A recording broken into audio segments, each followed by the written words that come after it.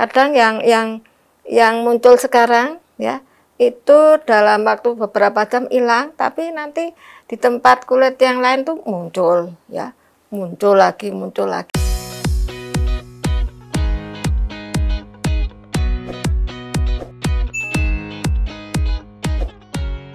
Halo, apa kabar sobat sehat? Hai Dok Inahat kembali hadir dengan tema menarik nih, yaitu biduran.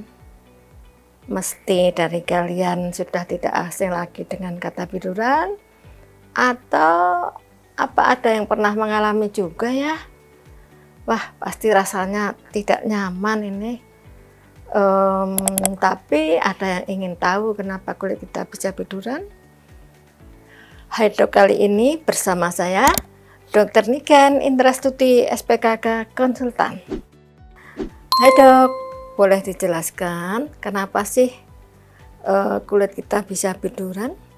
Apa memang salah satu contoh alergi itu biduran? Ya, begini, orang bisa biduran itu atau alergi itu memang di dalam kulitnya itu memiliki komponen lah ya, komponen yang disebut dengan komponen faktor keturunan ya, itu dimiliki oleh orang yang alergi.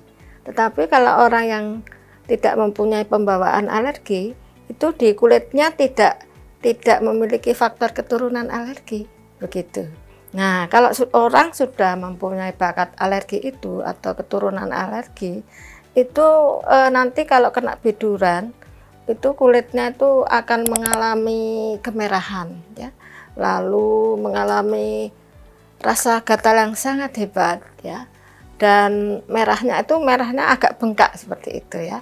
Nah, itu yang disebut biduran karena faktor keturunan tadi itu yang ada di dalam kulit bekerja melalui jalan darah yang ada di dalam kulit seperti itu ya.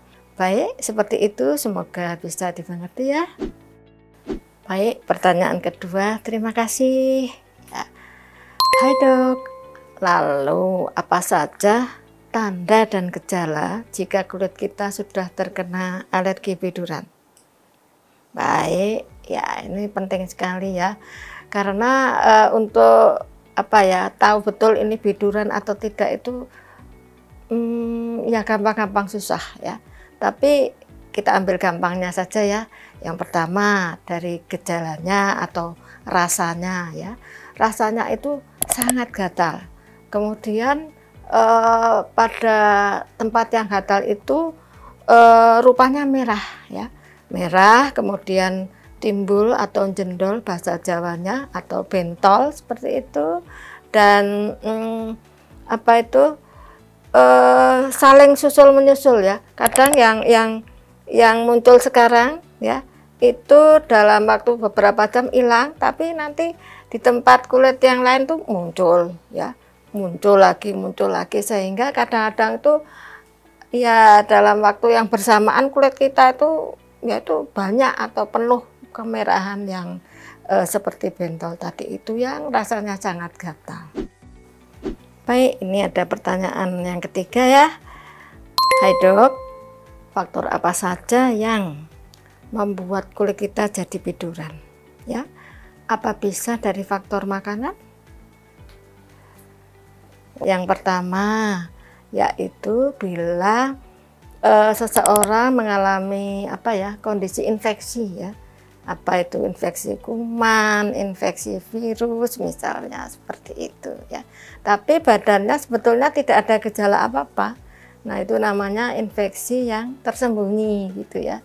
Bersembunyi infeksinya. Jadi kumannya bersembunyi. Dan itu ternyata kok ya cukup banyak yang jadi terus muncul bidurnya itu ya.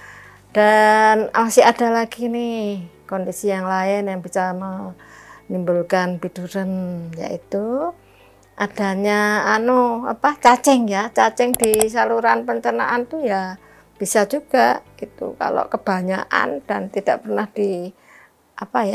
diobati atau diabaikan lah. Nah, ini juga bisa pengganggu ya, atau akhirnya menjadi faktor atau kondisi yang menimbulkan biduran.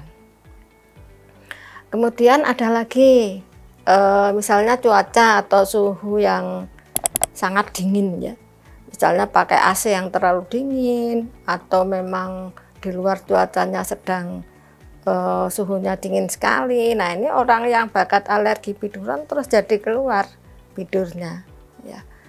Lalu juga ada misalnya orang yang nggak tahan tekanan ya, misalnya menggunakan pakaian atau katakanlah celana panjang atau celana pendek atau rok apapun yang yang terlalu ketat seperti itu. Nah, nanti kulitnya di situ bagi orang yang mudah alergi atau biduran tuh nanti jadi muncul bidurnya juga di tempat yang kena tekanan itu ya.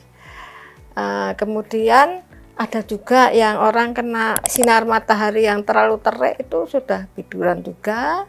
Kemudian olahraga fisik ya, olahraga apapun ya. Tapi maksud saya itu bukan terus kita tidak boleh berolahraga, bukan ya. Kita harus berolahraga.